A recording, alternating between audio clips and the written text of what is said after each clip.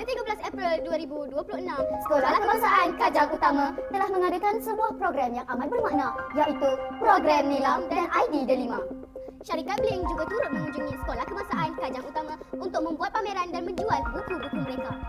Program ini bertujuan untuk melahirkan murid yang berilmu dan celik teknologi. Marilah kita saksikan laporan di tempat kejadian.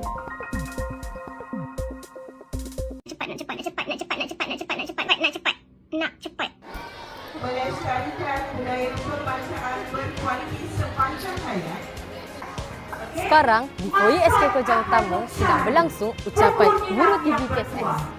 Apa syarat-syaratnya? Sekarang berlangsungnya ucapan dari Guru Besar SK Kajang Utama.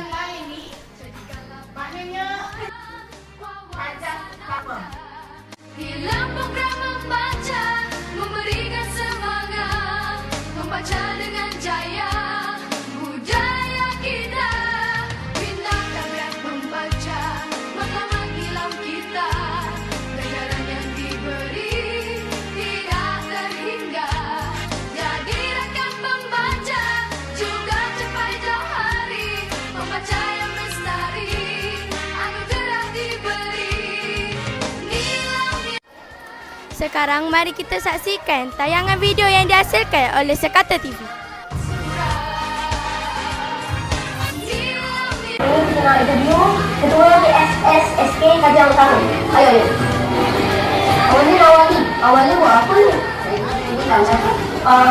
Awalnya boleh tak ajar cara nak buat ni lah? Sekarang sedang berlangsungnya sesi pertemuan antara penulis Blink dan murid Sekolah Kebangsaan Kajang Utama. Dia dah sarapan dulu kat rumah, angkat tangan. Tak kira lah kamu.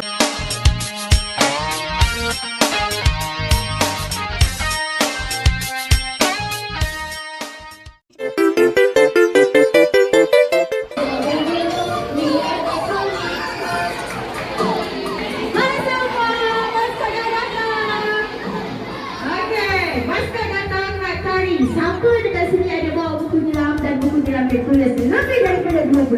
Kalau ada sila tunjuk pada maskot.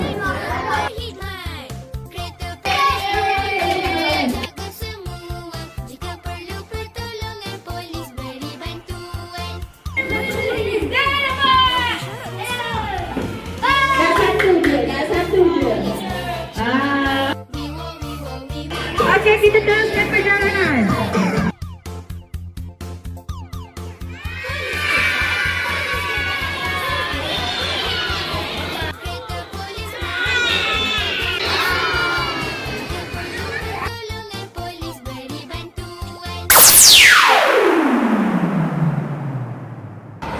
Adik ada YouTube tak?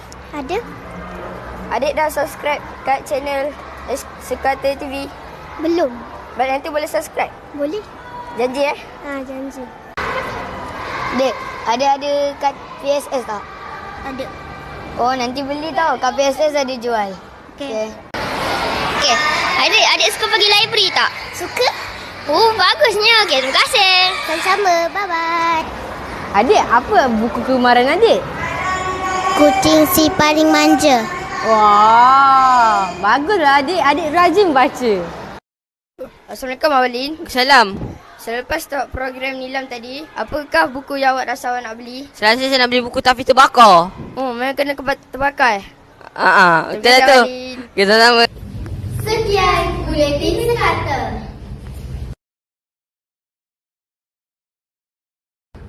Sekian buletin sekata.